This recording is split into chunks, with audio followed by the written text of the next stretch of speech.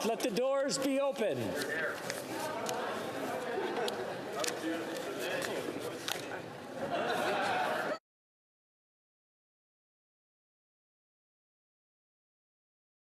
I do have one. Statement by members. Déclaration de député. The honourable member for Etobicoke North. Fighting is raging across Ukraine from air, land, and sea. Kyiv's residents are being forced to seek safety in their homes, improvised bomb shelters, and in subways.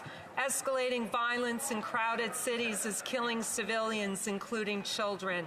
The world wants an end to this terrible suffering.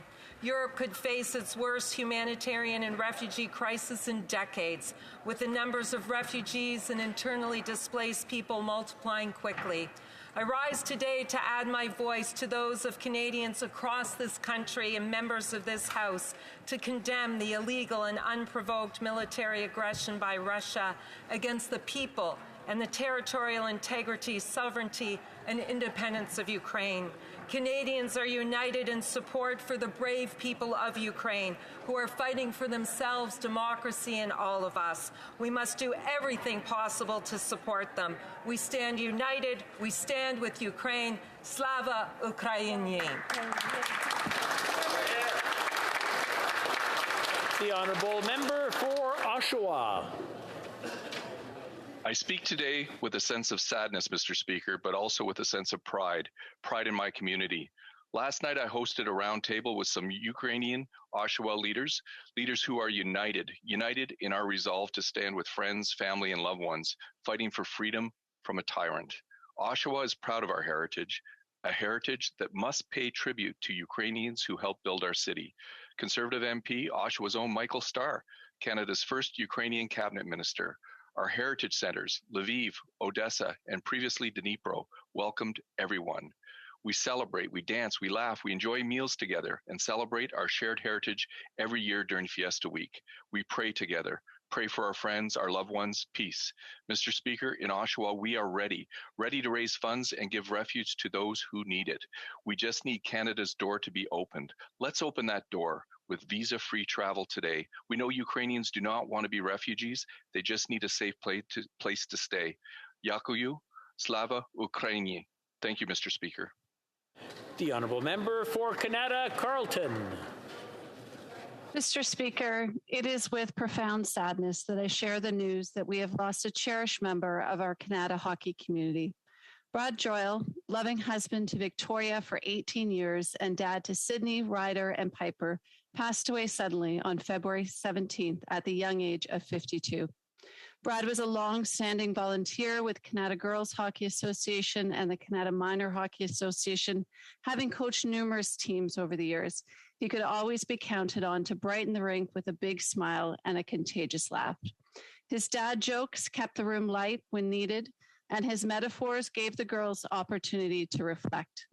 The best part of Brad was the pride that he showed in seeing young hockey players try their best to accomplish their goals. He wasn't afraid to hide his emotions in letting his team and his players know how proud he was. The impact he had on his players and fellow coaches will inspire them for years to come. My thoughts and prayers go to his wife, Vicky, and his children. He will be missed by many. L'honorable député de... The honourable member for Salaberry-sur-Roi. Mr. Speaker, perseverance, striving to surpass oneself, and commitment. That is exactly what Mélodie Daoust inspires, one of the greatest hockey players in history. You know, passion can take us a long way when we give it our all. Her recent third Olympic medal, her second gold medal, is the consecration of her tireless work. Mélodie Daoust is the kind of people who gets involved to remind people that women's hockey deserves to be played, to be seen, and to be developed. She is an athlete with the mission to multiply her work ethic and her love of the sport to a whole generation of young players. Mélodie Daoust is a loving mother to her little Matteo, who has a model in his mother. She follows her passions to the end, and she surpasses herself and perseveres. She commits herself, she shares, and she wins. Mr. Speaker, Mélodie Daoust is a wonderful woman in our community and a true champion. Congratulations, Mélodie, and I look forward to seeing you at the Saint-Zotique skating rink. L'honorable député de Nickel-Belt. The Honourable Member for Nickel-Belt. Mr. Speaker, March is a Francophonie Month. Let us remember the dedication of our parents and grandparents, their struggles and their sacrifices that have allowed us to continue to express ourselves in French. I am an MP, a Francophone MP from Ontario, and I must pay tribute to Franco-Ontarian pioneers like the Lemieux, the Gervais, the Hurtubise, the Forêt, the Riopelle, Paiement, Paquette, Thériault, Levac, and my father, Gaétan Serré, who was a member of Parliament and who voted on the Official Languages Act here in this House in 1969. I am proud that my government has tabled a bill to strengthen the Official Languages Act. It's a historical announcement that communities have been waiting for. Thank you to Collège Boreal, Canot du Lip Ouest, ACFO du Grand Sudbury, and all national stakeholders.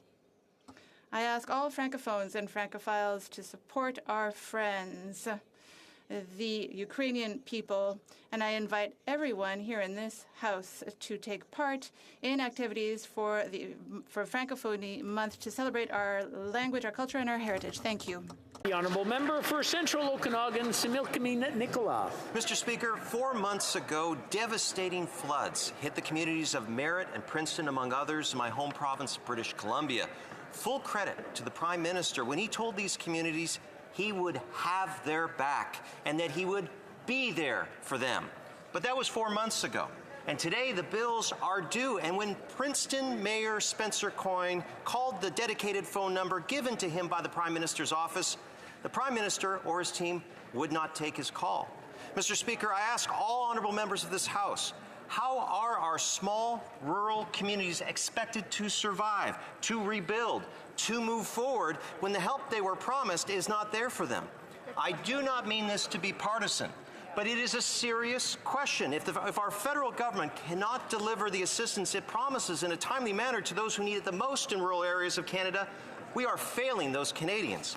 I ask all honourable members of this place to join me in imploring the Prime Minister's office to pick up the phone, call these communities, and make good on the Prime Minister's commitments to them. Thank you. The Honourable Member for Milton. Today I stand in this House of Commons in solidarity with Ukraine and Ukrainians to condemn the brutal and unprovoked attacks and acts of war perpetrated by Russia and Vladimir Putin. Canada is proudly home to the largest Ukrainian diaspora outside of the region, over 1.3 million. Ukrainian Canadians have helped build this country that we all love and call home, and Canada stands with Ukraine, militarily, financially, diplomatically, and from a humanitarian perspective. We will continue to heed the call and support Ukraine's right to thrive as a peace-loving and independent sovereign nation. This Russian attack isn't only an attack on Ukraine. It is a grave threat to global peace, democracy, and all that ensures our collective safety and security. The world is witnessing some of the bravest and most heart-wrenching acts of Ukrainian patriotism, from regular citizens to President Volodymyr Zelensky, fighting for their lives and their nation. But they're not only fighting for Ukraine, they fight for all of us. We support you. Дякую. Slava Ukraine. The Honourable Member for Fleetwood, Port Kells. Mr. Speaker, these times have been unrelentingly anxious for Canadians. Between the pandemic, the conflict in Ukraine and other places, too many other places, economic and social insecurity, and so many other issues. The impact of all of this is seen in our mental health crisis in Canada. In conversations and correspondence with our Fleetwood Port Kells community, it's clear that our collective anxiety is being amplified greatly by misinformation, false news, anger, and hate on the internet. But we here contribute to this too, when partisan rhetoric and the goal of political advantage overrides the need for Canadians for our leadership, certainly through vigorous debate, but focused on understanding and serving the common good. Each of us here must be prepared to step in, to correct the record on misinformation, to pop the bubble on conspiracy theories, to call out those who Gordon Lightfoot once described as the wise and wicked ones who feed upon life's sacred fires. We were elected to lead. This is the leadership that our country needs. The honourable member for Kamloops Thompson Caribou. Mr. Speaker, I rise today to give a statement on behalf of a member of my staff, Mr. Michael Friesen. Quote, in the 1940s, my grandparents were Ukrainian Mennonites, pacifist farmers caught in a war between two world powers. As the Soviet Red Army swept through Ukraine, they ruthlessly attacked these peaceful people. My grandparents fled with their families as refugees through Holland into Paraguay and eventually to Canada. The trauma of these events left vivid and lasting memories their entire lives. My heart is shattered as I watch history repeat itself 80 years later. Millions of Ukrainian families are facing the same fears my grandparents did, having their lives and families ripped apart. I implore this government to do everything within its power to bring peace to Ukraine and never give up on the sovereignty of Ukraine or the democratic free will of its people. And as Ukrainians flee for safety, I beg this country to open its arms to those refugees who want to rebuild their lives in a peaceful nation, just as my grandparents did. God help us all, end quote. Thank you. The honourable member for London North Centre. Mr. Speaker, in 2017, I visited Ukraine as part of my work on the Foreign Affairs Committee with colleagues. We spoke with Ukrainian members of parliament, political leadership, and civil society organizations about the challenges facing their democracy and their hopes for the future. One theme was constant: the threat posed to Ukraine by Vladimir Putin and his regime. That worry was echoed in meetings we held in Latvia and Poland as well. The rise of a right-wing populism in the West that treats security cooperation with suspicion only contributed to those fears. Citizens concerned about the future can be heartened, however, by the way that democracies have come together in response to the actions of Russia. Coordination and cooperation have defined the response. Let this be a moment where a new path is created, one where the complacency and self-confidence that years of stability gave rise to in the West are replaced by a recognition that the ideals of democracy can easily be threatened when division reigns. Thank you very much, Mr. Speaker. Slava Ukraini. The honourable member for Red Deer Lacombe. Mr. Speaker, responsible firearms ownership should be acknowledged as part of Canada's cultural and sporting traditions. We know that firearms owners are amongst the least likely people in society to commit a criminal offence with a firearm. We have a robust system of checks and balances for law-abiding firearms owners in our country, yet the Prime Minister is still rolling ahead with the forced confiscation of Canadian sporting rifles under the guise of removing assault-style weapons. Mr. Speaker, it's no coincidence that the Liberal government isn't sending AR-15s to Ukraine. They aren't military-grade rifles. It's time for evidence-based policy when it comes to firearms, not an ideological crusade that will cost billions of dollars without increasing public safety. We need focus on combating gang-related gun violence and ensure that hardworking men and women of the CBSA have the resources they need to stop the illegal flow of firearms.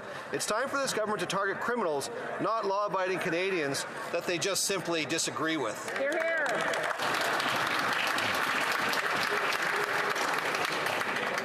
Order. Order. I just want to remind everyone that there are statements by members, and we all want to hear what the honourable members have to say. The honourable member by Leeds, Grenville, Thousand Islands, and Rideau Lakes. For 2 years, Canadians have been doing the hard work of getting themselves and each other through this pandemic. They followed public health advice. Many got vaccinated, and everyone supported their communities. Now we're seeing hope and renewal in the provinces and around the world as our allies lift restrictions and mandates, and Canadian provinces begin to do the same.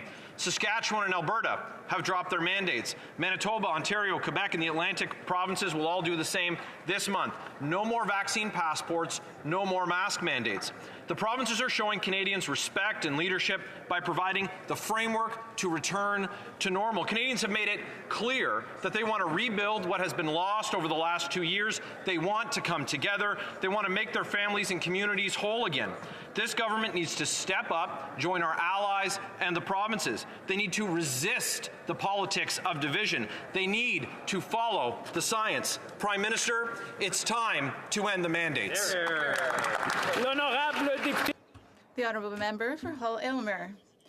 Mr. Speaker, I would like to tell you a bit about my former assistant, Olivier Duhem. We met in the summer of 2015 as we were running in the park of Gatineau Park. He became my first political assistant here on the Hill.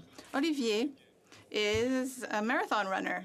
For the 150th anniversary of Canada, he ran from Quebec City to Ottawa in 5.5 days. He is incredibly intelligent, which explains why he left my service to join the Minister of Infrastructure at the time.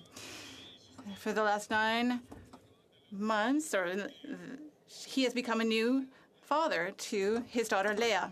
But our dear Ollie now is facing a huge challenge, and that is the fight against cancer. If I could, I would feel bad for his cancer cells because my Ollie knows how to stick it out. He will overcome cancer in the same way that he runs his ultra marathons, 180-kilometer marathons. He'll do it one step at a time. Please clap and support and show love for Olivier.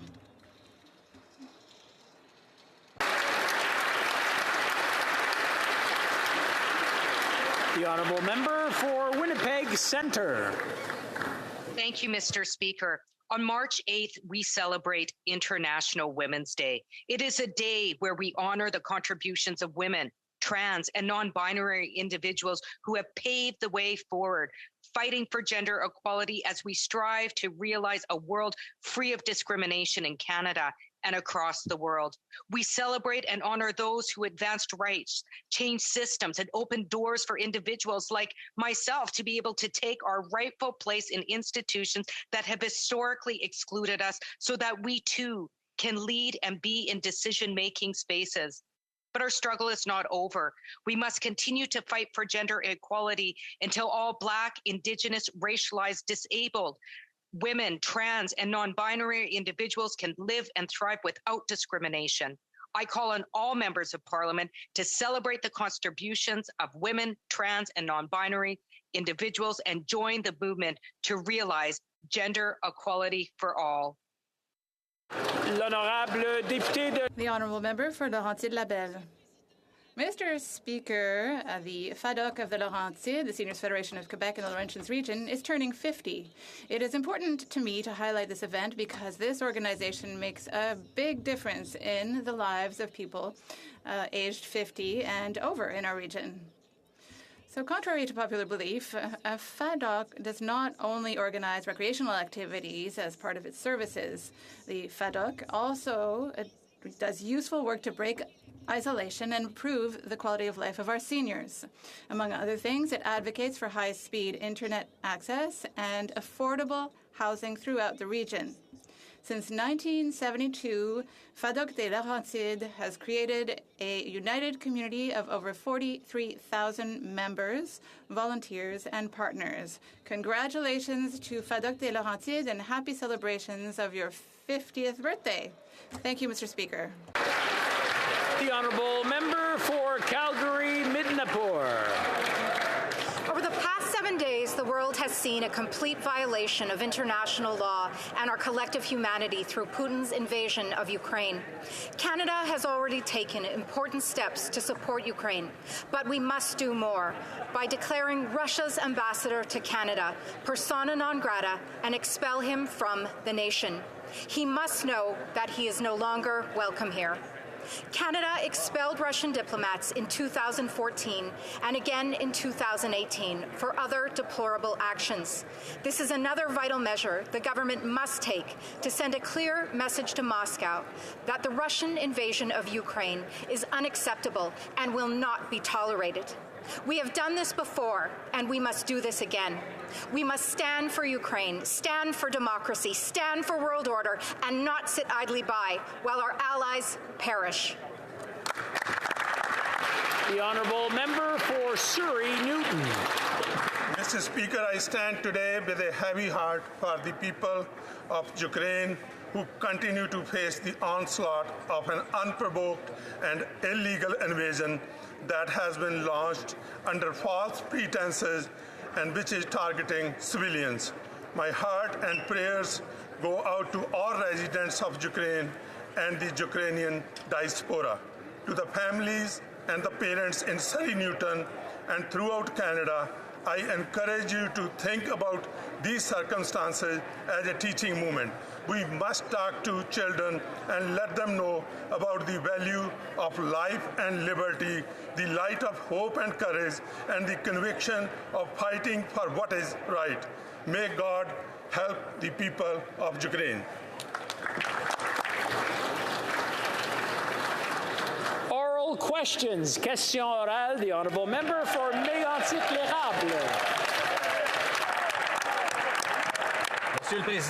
Mr. Speaker, for 7 long days, we saw Putin's regime invade Ukraine. Cities have been bombarded. Civilians have been targeted. War crimes have been committed. If silence equals consent, the tolerance of the presence of the Russian ambassador in Canada and his silence is evidence of complicity. Will the Prime Minister expel the Russian ambassador or not? The Right Honourable Prime Minister. Mr. Speaker, since Russia illegally and unfairly invaded Ukraine, we have been very clear in our condemnation as well as in the actions we've taken, not just as Canada, but among united countries around the world. We will continue in various ways, in every way possible, to help the Ukrainian people. We're open to suggestions and recommendations. We will look at whatever we can do to help out with the situation and what will help repel and push back against Russia and provide for a better future for all Ukrainian. The honourable member for Mégantic-l'Érable. Mr. Speaker, I know the Prime Minister is seeing the same images we see in Kiev and elsewhere. There's blind bombardment of the city centre. People have been, almost 1 million people have been forced to flee. There have been civilian casualties. There's no reason for Putin's representative in Canada to be able to stay here and spread misinformation. Once again, will the Prime Minister demand that the Russian ambassador be expelled from Canada? The Right Honourable Prime Minister. As I said, since the very beginning of this illegal invasion, we have been doing everything we can to help out and protect the Ukrainian people. Everything we can do to restore peace and security in the region, everything we can do to punish Russia for these unwarranted and unjustifiable actions. That is why we have slapped unprecedented sanctions on Russia. We have sent lethal and non-lethal weapons, and we're open to all other suggestions to ensure that we're doing the right things to help Ukrainians. The honourable member for Mégantic-l'Érable. What about the misinformation the Russian ambassador is spreading right here in Canada? Mr. Speaker, all provinces are implementing plans to do away with public health orders, to lift the restrictions. Canada has among the highest vaccination rates in the world, and we now have tools to fight against COVID-19. This Prime Minister is stubbornly stuck in the past. The provinces are moving forward, but he claims to be the one who's right. Will he listen to his own public health experts? When will he lift the federal public health restrictions? The Right Honourable Prime Minister. Mr. Speaker, here on this side of the House, we will continue to make our decisions based on science and compelling data. We're all sick and tired of COVID and COVID restrictions, but Canada has been up to the task when it came to vaccination. We stepped up. That's the best way of protecting people. That's the best tool we have, and we will continue looking at measures that can be lifted, including, for example, border restrictions, which we did a few weeks ago. Milton Hills. Mr. Speaker, the government has recalled Ambassador Leclerc from Moscow as one of the things we called for last week. The U.S. has expelled 12 Russian diplomats this week for espionage. If the government won't expel the Russian ambassador and his disinformation, will it at very least follow the lead of other allies of Canada's and expel Russian diplomats engaged in subversive activities here in Canada? Honourable Prime Minister. Mr. Speaker, I thank the member opposite for his question and his suggestion. The fact is, since the beginning of this crisis, we've been listening to Ukrainians, to our partners around the world, to see what we can do that will help in the situation. Either punish Russia or move towards de-escalation or provide greater support for the people of Ukraine. We are looking at all different ways that we can make positive impacts in the lives of Ukrainians, and in ending this, we will continue to draw on all sorts of suggestions from people on things that we can indeed do. Well, member for Wellington, Halton Hills. Mr. Speaker, it's clear authoritarian states like Russia and China are spreading disinformation. Last election, China spread disinformation, leading to the defeat of MPs in this very House. Right now, Russia is spreading disinformation through proxies like Russia Today, RT. Will the government take seriously this threat and take immediate action under Section 7 of the Broadcasting Act, ordering the CRTC to adopt a new policy of general application so that we can get these propaganda tools of the Russian Federation and the People's Republic of China off of Canadian airwaves? The Right Honourable Prime Minister. Mr. Speaker, we must defend Canadians from disinformation and propaganda. Just as he had been conducting warfare in Ukraine since 2014, Vladimir Putin has been conducting information warfare there and throughout the world. As I said yesterday, we will be asking the CRTC to review Russia Today's presence on Canadian airwaves. But it's important, Mr. Speaker, what separates us from countries like Russia is that this decision is in the hand of independent regulators, not in the hands of politicians. The honourable member for Belleuil-Chambly. Mr. Speaker, there are a number of issues we agree on, including cooperation with major international institutions, humanitarian assistance, and perhaps that's more important than military assistance. But there are some issues we agree less about. I can't see why the government would endorse the idea of sending Western oil to Europe. Maybe it's a misunderstanding. Maybe yesterday my question was misunderstood, but I'll ask again. Does the Prime Minister condone the idea that Western Canadian oil should be sent to Europe to somehow help with the situation in Ukraine? Right, Honourable Prime Minister. Mr. Speaker, we're willing to help our friends in Europe and in Ukraine with all means available to us.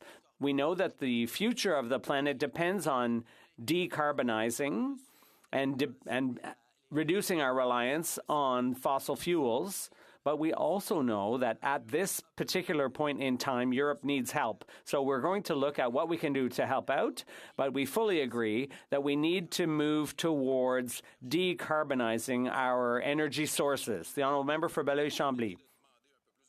Well, allow me to ask for a bit more clarity, because barely had the Russian soldiers arrived in Ukraine that the Conservatives were already calling for increased oil exports to Europe. I'm a bit confused. The Conservatives seem to want a Liberal leader, but when you ask the Liberals, they seem to give an answer that's more conservative. Really, Mr. Speaker? The Right Honourable Prime Minister. Allow me to be very clear. We are the government that has taken the most action to protect the environment, more than any other government in the history of our country, and we will continue to be there to defend workers and jobs while we transform our energy sector. But at the same time, we are going to be there to help our friends in Ukraine with whatever they need, and we'll look at what they ask for. If we have the ability to help, we will help if necessary. The honourable member for Burnaby South. We are witnessing a humanitarian crisis unfold in Ukraine, and we need to do everything we can to help people that are trying to seek refuge from this crisis. And we can't allow the same failure in the evacuation plan of Afghanistan to be repeated. Experts agree we need visa-free travel for Ukrainians. I spoke with previous Minister, Honourable Lloyd Axworthy, who also agrees. Why do the Liberals continue to refuse to put in place visa-free travel to help Ukrainians who are seeking refuge and solace from this crisis. Hear, hear. Hear, hear. Honourable Prime Minister. Mr. Speaker, we are not refusing anyway. We have demonstrated for the past many weeks that we are there to try and increase the ease with which Ukrainians seeking to flee temporarily or seeking to set up permanently in Canada would be able to come to Canada. I can assure you that our focus is on making sure it is as rapid and seamless as possible for them to come. We're looking at all different ways of doing it. We will be making announcements shortly about the best way to ensure that Ukrainians can come to Canada quickly and safely. The honourable member for Burnaby South. The situation in Ukraine is a disastrous crisis. Canada has to do its part to help people. Experts agree that we need a process that's visa-free to help Ukrainians. I spoke to former Minister Lloyd Axworthy, and he's of the same view. Why is the Prime Minister refusing visa-free travel for Ukrainians?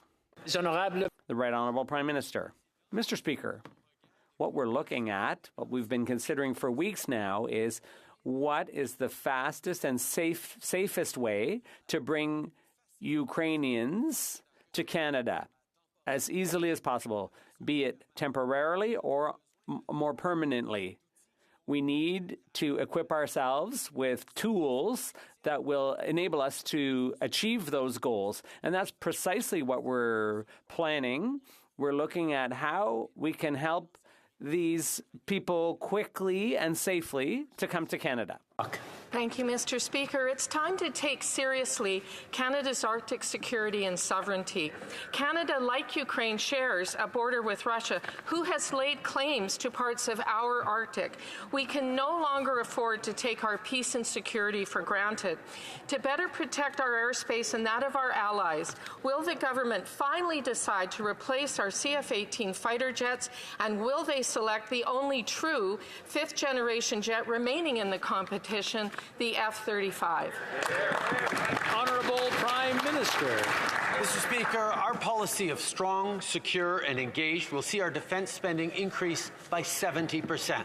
We're seeing the results of our commitment to the Canadian Armed Forces, such as delivering the first Canadian-built ship in over 20 years. Our government will continue to be there for the Canadian Armed Forces in regards to the procurement of 88 new fighter jets. There is an independent, robust process ongoing that political interference, unlike with the Conservatives, has no part to play in. The Honourable Member for South Surrey, White Rock. Mr. Speaker, the fact that the Prime Minister suggests there's no political interference is a little hard to accept. In any event, we're watching combat in the skies over Ukraine and on the ground in a modern war. Second best in the air and at sea gets you dead. The fighter program for this country has been studied to death. We already know all that we need to know. The competition is at an end, the assessment done and scored. When will this government just make a decision on a fifth-generation fighter, and will it be the F-35? The Right Honourable Prime Minister. Mr. Speaker, I know the member opposite was part of the government that botched the F-35 procurement program and that was roundly panned by the PBO, by independent observers, by a wide range of people who look at it as a case study in how not to procure equipment for the military. We launched an independent, rigorous, expert-based process in which political preference has no role to play, and we look forward to the extraordinary hard work of those independent assessors to provide fruit very soon. Honourable Member for Fort McMurray Cold Lake. Thank you, Mr. Speaker. Last night I got a call from my friend Andrew Bochenko. His cousin Natalie and her 7 kids have now managed to make it out of Ukraine. He has a safe home for them here in Canada. Natalie and her family have left behind missile strikes, bombings, and soldiers in the street, and they are looking for safety, security, and family. They have that here in Canada, and the only thing standing in their way is the visa requirements imposed by this government. Will this Liberal government allow visa-free travel for Natalie and the thousands just like her? The Right Honourable Prime Minister. I want to First of all, commend Natalie for having been able to get out safely with her family at the same time as we recognize the millions of Ukrainians who are doing a remarkable job of standing to defend their streets, their homes, their country.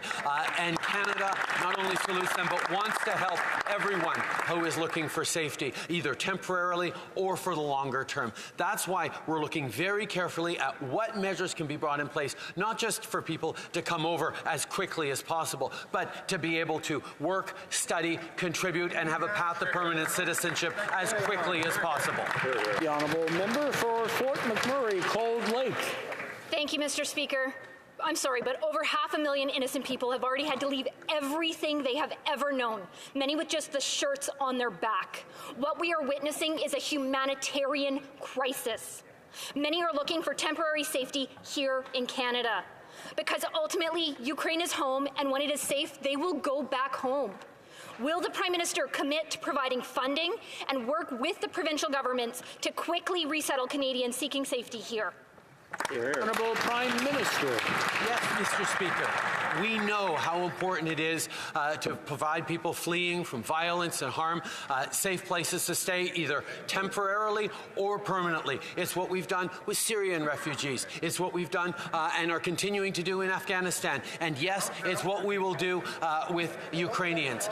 We are working with provinces and territories, municipalities, community groups, and leadership groups like the Ukraine-Canadian Congress to make sure that we are able to support as quickly, as safely, and as well as possible people coming to Canada. The honourable member for Battleford's Lloydminster. Thank you, Mr. Speaker. With strong ties to Canada, many displaced Ukrainians are looking to come to Canada for safe shelter. In their time of great need, Canada can extend help to them. As Canadian provinces welcome Ukrainians fleeing Russian aggression, supports and services are needed for their resettlement. To ensure that that is speedy and successful, additional supports are needed now. Mr. Speaker, will the Prime Minister step up and provide the provinces additional funding that they need now to support Ukrainians resettling in Canada? The Right Honourable Prime Minister. Yes, Mr. Speaker, we will be there to support Ukrainians resettling in Canada, as we have been there to support Syrian refugees, as we've been there to support resettle Afghan interpreters and their families, as we will continue to be there to support people through this crisis of COVID-19. In fact, with our supports to the provinces over the past 2 years of crises, we've actually invested 8 out of every $10 of supports for COVID from the federal government. We will be there for supports on Ukraine like we have always been there for Canadians and people fleeing for safety. The honourable member for Battleford's Lloydminster. Mr. Speaker, maybe I'll get an answer to this question. Putin's unprovoked aggression and invasion of Ukraine is an attack on all Western democracies and a threat to the very values that underpin our country. Putin is violating international law. He's infringing on Ukrainian sovereignty and killing innocent civilians. In no uncertain terms, Russia's ambassador to Canada is complicit. He is affirming Putin's actions and spewing propaganda.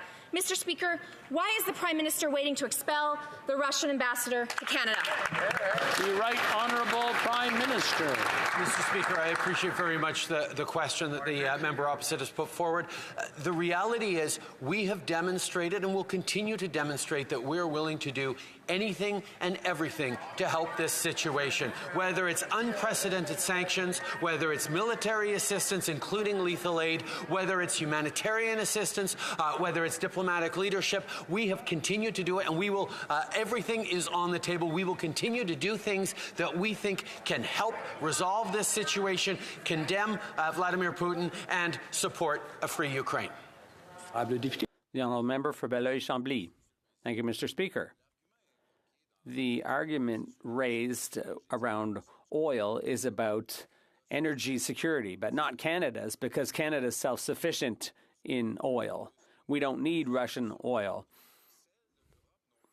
And Europe's energy security doesn't seem to be at stake either, because the U.S. can provide for Germany and so on. Can the Prime Minister admit that the Conservative argument that he appears to be condoning is really just an excuse? The Right Honourable Prime Minister.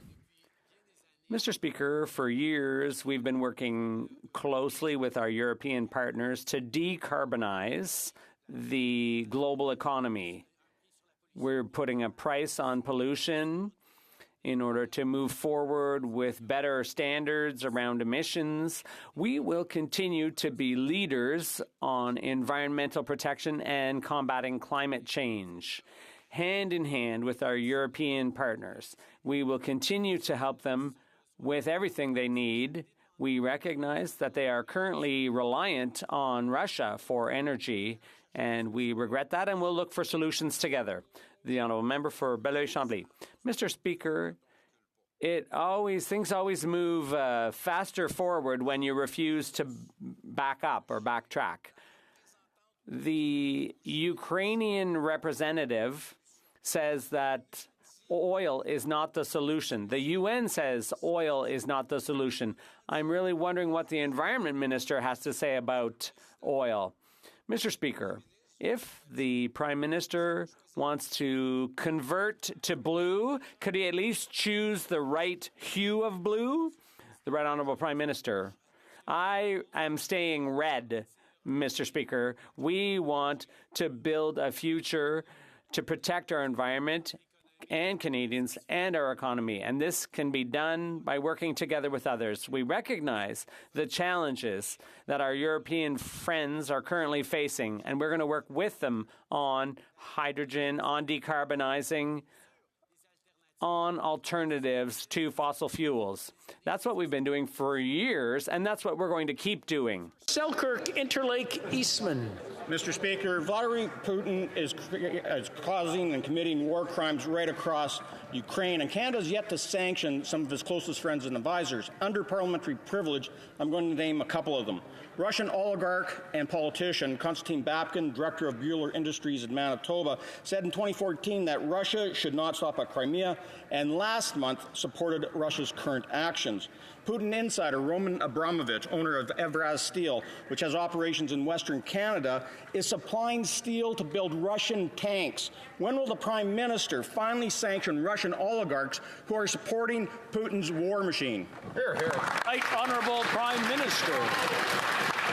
Things that people have seen all around the world that has, I think, surprised many, including Vladimir Putin, is the level of unity and alignment amongst Western countries. We move forward with a comprehensive series of sanctions on many individuals, including Vladimir Putin himself and many top oligarchs, to demonstrate that the West stands united against this illegal incursion into Ukraine. We continue to look for more people to sanction. We continue to look for next steps, and we will make more steps, but we will do it in a coordinated fashion, all allies together, because that's what makes the biggest impact. Honourable Member for Sarnia-Lambton. Mr. Speaker, sanctions against Russia are important. On Monday, I asked why the Liberals keep bringing in oil from dictatorships, and the Minister of Natural Resources said I was incorrect. It wasn't happening. But that same day, the Prime Minister said he was going to ban oil imports from Russia.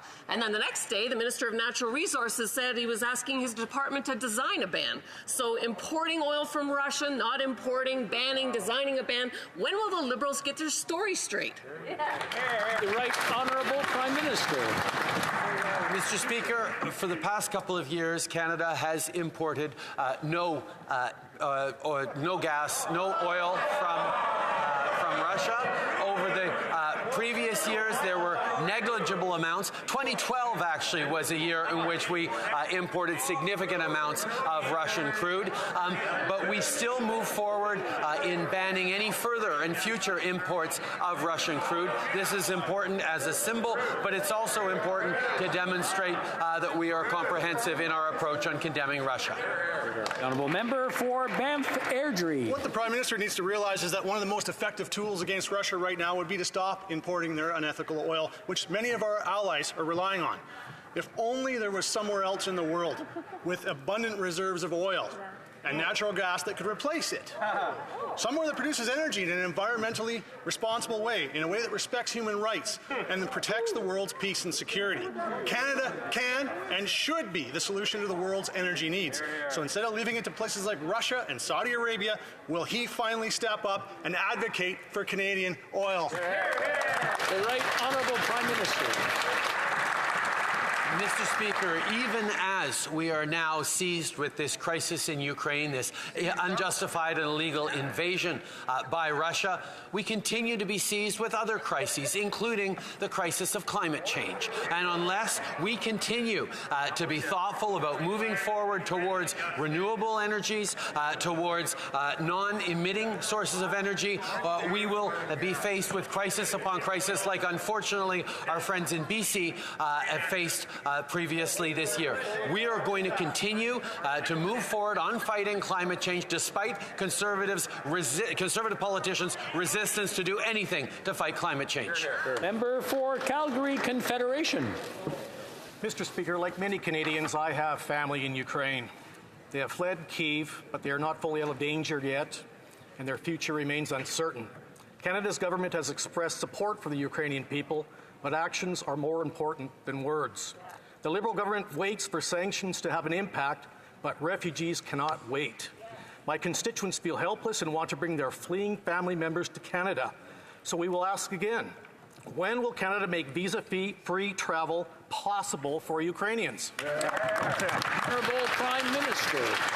Mr. Speaker, over the past many weeks, we have been working with our immigration department to ensure that we accelerate, that we simplify all the different processes to ensure that if there were, as there looks like there is now, unfortunately, a refugee crisis, we would be able to help. Now, we have put in place and are putting in place measures that will make it as quick as possible, as seamless as possible, as safe as possible, and ensure that as Ukrainians arrive in Canada, they're able to work, they're able to study, they're able to get the kinds of supports and contribute to their families back home who are fighting an extraordinary fight against the Russians. Well, member for Burnaby South. Thank you, Mr. Speaker. The Bank of Canada has announced an increase to interest rates to deal with inflation. That's not going to help people that are struggling to buy groceries or help families that are struggling to find a home to call their own. So when will the Prime Minister put forward a plan to help families that are struggling with the rising cost of living, to help families that are struggling to find a home or to put food on the table? The Right Honourable Prime Minister. Mr. Speaker, inflation caused by this pandemic is happening around the world, but just like we did through this pandemic, we will keep having Canadians' backs. We have and we will continue to make life more affordable for families, seniors, and the middle class, with increases to the Canada Child Benefit that match the cost of living, with $10 a day childcare for families that Conservative politicians voted against, with boosts to the GIS for vulnerable seniors, with more supports for students, and with investments in affordable housing. These are the things that we will continue to do to have Canadians' backs. Honourable Member for Burnaby South. Mr. Speaker, the Bank of Canada announced an increase in its key interest rate to help solve inflation. But this won't help families that are having a hard time making ends meet. Some families are having a hard time finding affordable housing. Will the Prime Minister present a true plan to help families who are having a hard time making ends meet? The Right Honourable Prime Minister. Mr. Speaker, we made a promise to be there for Canadians, and that's exactly what we're doing and what we did do. We increased the Canada Child Benefit in relation to the cost of living. We've introduced $10 a day child care across Canada. We have boosted GIS for the most vulnerable seniors. We're supporting students with affordable housing. And we've committed to cutting cell phone bills by 25%. And we're working with the provinces and territories to make child care more affordable. And we've increased the federal minimum wage to $15 an hour. We're going to be there for families. Lakeshore. Thank you, Mr. Speaker. The situation in Ukraine is alarming and heartbreaking. This illegal attack on the sovereignty and territorial integrity of Ukraine has caused thousands of Ukrainian families to flee their homes in fear of Russian missile attacks. Mr. Speaker, could the Prime Minister tell us more about Canada's efforts to support innocent bystanders and victims of this unprovoked invasion? Honourable Prime Minister. Mr. Speaker, I thank the member from Mississauga Lakeshore for his question and his hard work. Yesterday, our government announced an additional $100 million in funding for humanitarian assistance for the people of Ukraine and for those who've been forced to flee the country. This funding will help provide emergency health services, including trauma care, support to displaced populations, and essential life-saving services such as shelter, water and sanitation, and food. We will always be there for our Ukrainian friends and continue to work with partners to see what more we can do to help those impacted by this conflict. Honourable member for Calgary Nose Hill. We've had much debate on the government's use of the Emergencies Act. The story of the illegal blockades is one of a failure of leaders to acknowledge and respond to the frustrations of the public, a policing failure, and a desire to weaponize critical issues for political gain. We're now left with a weary public, that's weary with Canada's institutions and its politicians. What is the Prime Minister's plan to lower the temperature in political rhetoric and restore faith in democratic institutions? Honourable Prime Minister.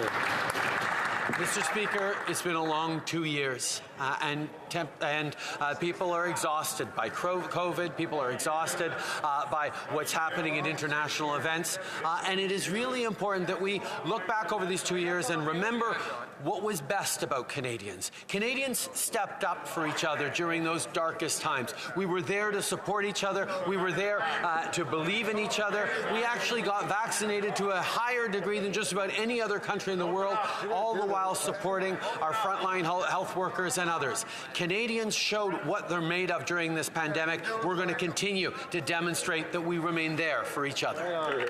The honourable member for Calgary Nose Hill. This is also about taking personal responsibility, and the Prime Minister needs to do that. Democracy and the freedoms we enjoy in Canada as a result of concepts like rule of law and bipartisanship are fragile. What concerns me about the government's use of the Emergencies Act during a time of heightened political rhetoric and lack of trust from the public is that it's an admission of failure of our institutions' ability to respond to the pressure of times that we are living in. And we all need to do better. What is the Prime Minister's, his personal commitment to restore confidence in Canada's democratic institutions? Right Honourable Prime Minister. Mr. Speaker, these blockades were hurting our communities, our economy, and trust in our institutions. We needed to create new tools to bring them to an end.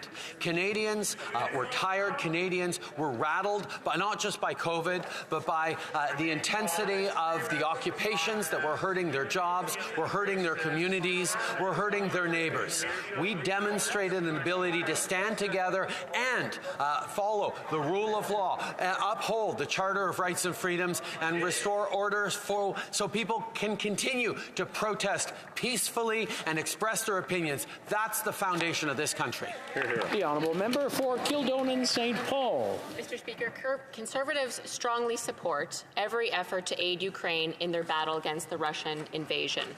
That being said, Putin has warned those who defend Ukraine, and I quote, "Whoever would try to stop us should know that Russia's response will be immediate and lead you to such consequences as you have never faced in your history."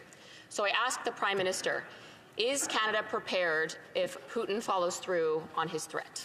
Good question. The Right Honourable Prime Minister. Mr. Speaker, obviously Vladimir Putin vastly underestimated the resilience and the resolve of the Ukrainian people, but he also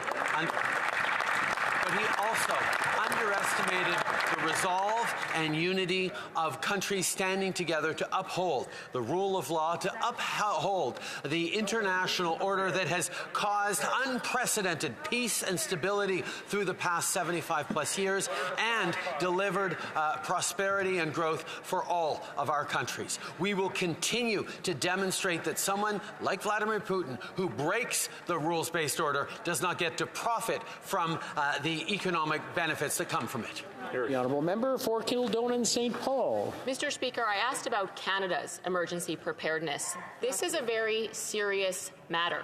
Putin has publicly directed an alert of Russia's nuclear forces. Canada's national security and public safety must be the paramount priority for this Prime Minister. That's right. Canadians have every right to know what our emergency preparedness plan is should Russia launch, for example, a major cyber attack or move in on our Arctic territory, or, God forbid, launch a military response on Canada. Mr. Speaker, are we prepared? Honourable Prime Minister.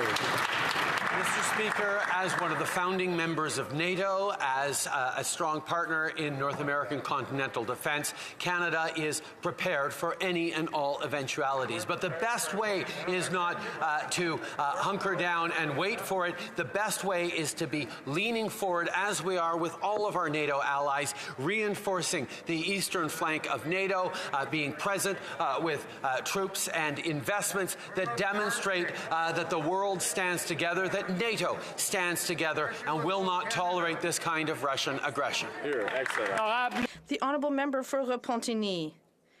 The solution to the energy dependence of Ukraine and Europe on Russia is not Canadian fossil fuels. It's the green transition. That's what Ukraine and the UN are saying. In Canada, it depends on who's speaking somewhat. Yesterday, the Minister of the Environment said we must reduce our reliance on fossil fuels to reduce our dependence on countries like Russia. Today, the Prime Minister says we're not there yet and we shouldn't close the door to sending resources to Europe. He has to decide, is he or his minister right? The Right Honourable Prime Minister. Mr. Speaker, as I said very clearly, we know that we must reduce our dependence on fossil fuels. We are going to always work to protect the environment and transform our economy and our sources of energy. At the same time, I am certain that the honourable member is not suggesting that we shouldn't help our friends in Ukraine or that we shouldn't help our European friends because we want to be greener than green. We are going to be there with what they need because they do need it and because they are in a terrible situation because of Russia. We are going to be there to help them, and we're also going to be there for the green transition. Thank you. The honourable member for Repentigny. This week only, Ukraine, in spite of everything that it's going through, is saying that the world must not capitulate in the fight against climate change. We're not going to give up. The UN is telling us to stop slowing down the decarbonization of the economy and accelerate the green transition. But in this context, let's be very clear. The Prime Minister has to make a decision about the North Bay project and the additional barrels of oil that will be created. Will the Prime Minister approve the Bay du Nord project, yes or no? The Right Honourable Prime Minister. As the member knows full well, the Bay du Nord project is being evaluated by the Impact Evaluation Agency. It's an important decision, and we will look at it accordingly. It is an independent decision of the government. It's science-based. And after the evaluation, the Minister of the Environment will make a public decision. Abbotsford. Well, today, the Bank of Canada began to raise interest rates. Now, I know the Prime Minister might be surprised because it was he who famously once said that he doesn't think about monetary policy. Now, millions of Canadians will begin to see their mortgage and credit card interest rates go up, making life even more unaffordable for Canadians. With inflation rising and interest rates going up, what is the Prime Minister's plan to address this inflationary and affordability crisis in Canada? Good question. Right Honourable Prime Minister. Mr. Speaker, we have been focused on having Canadians' backs for many years now, and during this inflation crisis caused by the pandemic and present all around the world, we're doing exactly that. We committed to lowering Canadians' cell phone bills by 25%. We did that. We committed to working with provinces and territories to cut childcare fees in half this year. Families are already seeing real savings as a result. We committed to raising the federal minimum wage. It's now $15 an hour. And by delivering on an enhanced Canada worker benefit, more families will benefit from that support. These are real supports that support Canadians. We will continue to deliver. Here, here. I just wanted to pause the honourable member for Abbotsford for a second. We were doing so well and things started getting rowdy again. I just wanted to pause and let everybody take a deep breath. The honourable member for Abbotsford. Well, Mr. Speaker, it's very clear the Prime Minister still isn't interested in monetary policy, but he's got a keen interest in spending taxpayer dollars. His out-of-control borrowing has left future generations with a massive debt, raging inflation, and rising interest rates. Canadian families with mortgages and credit card bills are being left behind as life becomes more unaffordable. When will this Prime Minister take interest in monetary policy, and when will he finally turn his mind to solving Canada's affordability crisis? Honourable Prime Minister. Mr. Speaker, the Conservatives are once again caught in a terrible contradiction. They deplore the fact that the cost of living is going up for Canadians because of this global inflation crisis, and yet they want us to do even less to help them out. Well, we will choose to have Canadians' backs. We will choose to invest in childcare. We will choose to invest in workers. We will choose to invest in supporting Canadians because we know, as we saw through this pandemic, that the right kinds of investments in families now leave them better off years into the future. Hear, hear. Well, member for Abbotsford. Well, that's just my point, Mr. Speaker. This Prime Minister has spent more and achieved less than any Prime Minister in our history. He's forced our central bank to jack up interest rates and created a cost of living crisis that has put unbelievable pressure on Canadians. With skyrocketing house prices and rising interest rates, the dream of home ownership has become a pipe dream for Canadians. Inflation is rising, the cost of everything has gone through the roof, and now interest rates are on their way up. When will this Prime Minister take this crisis seriously and begin to take an interest in monetary policy? Prime Minister. Mr. Speaker, for almost 10 years under the previous Conservative government, there was no interest in investing in housing, in dealing with the challenges that people were facing in terms of housing. We changed that in 2017 with the National Housing Crisis Strategy, and we're continuing to invest to counter this crisis. We are putting forward strong programs, and I'll take no lessons from Conservative politicians on housing when their plan in the last election on housing was, get this, Mr. Speaker, to give tax breaks to the wealthiest landlords to help them sell their buildings. That doesn't help families get into a home. The honourable member for Pontiac. Mr. Speaker, like my fellow citizens of Pontiac, I care deeply about our two official languages. Our government remains firm in its commitment to protect French, not only in Quebec, of course, but throughout Canada. Can the Prime Minister tell us what our government is doing to protect our official languages? The Right Honourable Prime Minister. Mr. Speaker, I'd like to thank the member from Pontiac for her question and for her defense of our two official languages. Yesterday was a historic day for the protection of our two official languages. We are taking our responsibility seriously and are acting accordingly within our jurisdiction to promote French while defending our official language communities in minority settings. We have been committed to pursuing our work quickly to modernize the Official Languages Act, and this ambitious reform is the proof. Thank you. The Honourable Member for Montmarny, Rivière-du-Loup. Mr. Speaker, tourism remains affected by health measures, and even replacing a PCR test with a rapid test will cost a lot of money for nothing, since it still has to be certified by a health professional. Canadians are even shying away from short trips to the U.S. for fear of being exiled from their own country for 15 days or facing a $5,000 fine. I'll repeat this. When will the government eliminate tests at the border? The Right Honourable Prime Minister. Mr. Speaker, we were very happy to be able to soften the rules at the border a few weeks ago in line with public health measures and advice, because we know how much Canadians want to travel and end this COVID pandemic. But to end the pandemic, we must continue and to remain vigilant. And rapid tests are needed to come to Canada. It's an easy and less costly way to make it easier for Canadians to travel in the coming months. For Cumberland Colchester. Mr. Speaker, provinces are moving away from testing individuals for COVID-19. There's almost no contact tracing at all. Canadians without symptoms must use rapid antigen tests with a very high false negative rate. Given that we have minimal domestic testing and tracing, Canadians returning home are being unfairly penalized. Mr. Speaker, the science is clear, so on what date will this government end land border mandates for Canadians exercising their charter right to return home to Canada? Hear, hear. The Honourable Prime Minister.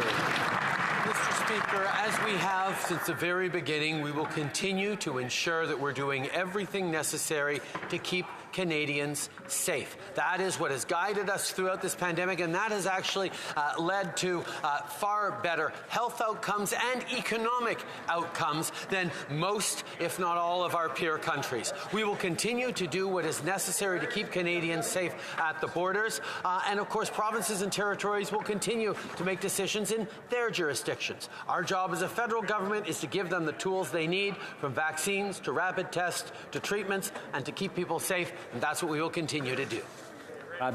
The Honourable Member for Levis-Lotbinière. Mr. Speaker, all Canadian provinces have announced their plans to reduce and eliminate health measures across Canada. Meanwhile, in Ottawa, we're still waiting for the Prime Minister to have the courage to unveil his plan for the end of the pandemic with respect to vaccine mandates. Mr. Speaker, Canadians are all fed up with this Liberal incompetence. When will the Prime Minister finally address Canadians in a clear and transparent way, without mocking them, about the government's intentions to reduce vaccine mandates? The Right Honourable Prime Minister. Mr. Speaker, Canadians rose to the occasion to get vaccinated in great numbers. And thanks to these efforts, we're able to adapt our measures now at the borders so that Canadians can travel and so that people can visit Canadians easier. Like we do at every step, we continue to follow health science guidelines and data to protect Canadians. And that's what we're going to continue to do. Member for Cloverdale, Langley City. Mr. Speaker, Cloverdale Langley City is the third youngest riding in British Columbia. Our government has always stood up for young Canadians and their futures through systems of programs and support. Can the Prime Minister tell the House how youth programs will help to enrich the lives of young people, both in Cloverdale Langley City and across Canada? The Right Honourable Prime Minister. Mr. Speaker, I'd like to thank the member for Cloverdale Langley City for his question and his extraordinary dedication to young people. We know that the future of our country rests with our youth. During the pandemic, young Canadians experienced more job losses than any other demographic. For many young people, this caused worry about things like building their savings and paying for school. Budget 2021 invested $5.7 billion to help young Canadians pursue their education, provide relief from student loan debt, and create 215,000 new work opportunities. We will continue to work hard to support our young Canadians and make sure their voices are heard. Honourable Member for Burnaby South. Thank you, Mr. Speaker. Indigenous communities in northern Alberta are reeling from the potential discovery of another 169 Indigenous children in unmarked graves. This is a horror we cannot look away from. This is a horror that we cannot get used to. And we have to heed the calls from Indigenous communities for justice. So when will the Prime Minister appoint a special prosecutor to prosecute those responsible for these horrific crimes? The Right Honourable Prime Minister. Speaker, we are profoundly saddened by the findings in Capahueno, and our thoughts are with the First Nation and all Indigenous communities across Canada. Our government remains committed to supporting families, survivors, and communities in commemorating those who never made it home. We will continue to provide support as the needs arise and work with Indigenous communities to undertake this work while respecting the wishes of communities and of the families that are grieving. The Honourable Member for Saanich Gulf Islands. Thank you, Mr. Speaker. In the last Parliament, Lenore Zann, former member for Cumberland-Colchester, introduced a landmark bill, Bill C-230, to develop a federal strategy for environmental racism and to move towards environmental justice. The Environment Committee, after widespread support in this place, studied the bill, made amendments. I recently had the honour to reintroduce it as Bill C-266 in order to work towards getting this bill passed. I ask, Mr. Speaker, will parliamentarians in this House work together to ensure passage of this important bill, and will the government support the bill once again? Right, Honourable Prime Minister. Mr. Speaker, I thank the member for her question, and I want to also thank Lenore Zann, the former member for Cumberland-Colchester, for her important work on this bill in the previous Parliament. We know that the impacts of climate change are felt more acutely by marginalized or minority groups, and this bill would ensure environmental racism is addressed and prevented. I've mandated the Minister of the Environment to develop an environmental justice strategy, and our support for this bill is part of our plan to seriously address this issue. Excellent. And I'm afraid that's all the time we have for today. C'est tout le temps que nous avons. I just want to address something before we get to the points of order. The Honourable Member for Oakville North Burlington yesterday brought up that the member for Miramichi Grand Lake shouted out some words, and I wasn't quite sure. So what I did is I looked it up, and I've got, and I quote, yesterday the Public Safety Minister even said the protesters were rapists, is what the Honourable Member said. I'm sure I thought, okay, that's kind of severe. So what I did is I went back and I saw what the Honourable Minister for Public Safety said, and he said, secondly, respectfully, there were Ottawans who were subjected to intimidation, harassment, threats of rape, and those were all supported by and went on like that. So I don't want to belabor this, but I do want to bring everyone's attention to when debate is happening in the House to please pay attention to what is being said in the House so that we can't be accused of misinterpreting what one has said or another. So to all of you, I just want you to pay attention, please. Thank you. Now, nous avons un rappel au règlement. We now have a call for order. The member for Mégantic-L'Érable. Thank you, Mr. Speaker. Mr. Speaker, I think that if you seek it, you will find that there is unanimous consent to adopt the following motion, that this House oppose to all scenario to rearrange the federal electoral map in Quebec or in any other territory in the future, and that the House asks the government to act accordingly. All those opposed to what the honourable member proposes, please say nay. Nay. So nay, we do not have unanimous consent. Order. I believe the honourable member for Calgary Centre is rising. Mr. Speaker, on Monday I asked a question of the Minister of Natural Resources about crude that's being imported to Canada from Russia, and he responded that, I asked about oil, he responded that crude was no longer being imported to Canada since 2019. I'd like to present with unanimous consent the documents from Statistics Canada that show that in 2021, almost $400 million of oil was imported from Russia into Canada. Well done. All those opposed to the honourable member moving the motion will please say nay. Nay, I'm afraid we don't have unanimous consent on that.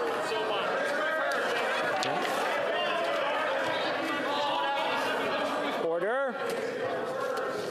Parliamentarians wishing to convey a message of support for Ukrainian members of Parliament and to the Ukrainian people are invited to sign the Book of Solidarity created for that purpose. Les messages peuvent être Messages can be written in the book that can be found in the members' lobbies of the House of Commons up until Monday, March 14th. Messages can also be sent online.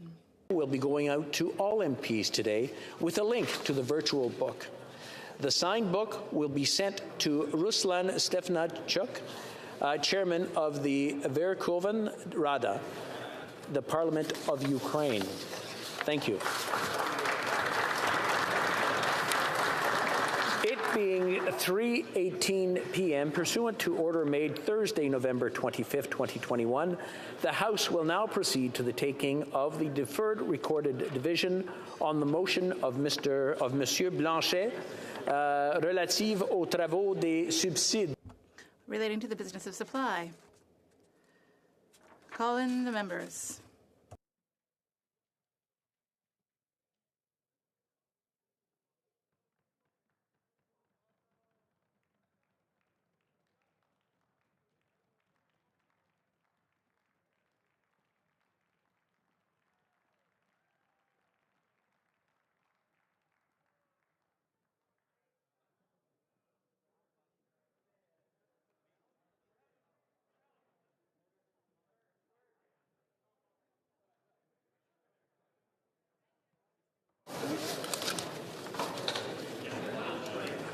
La question est la suivante.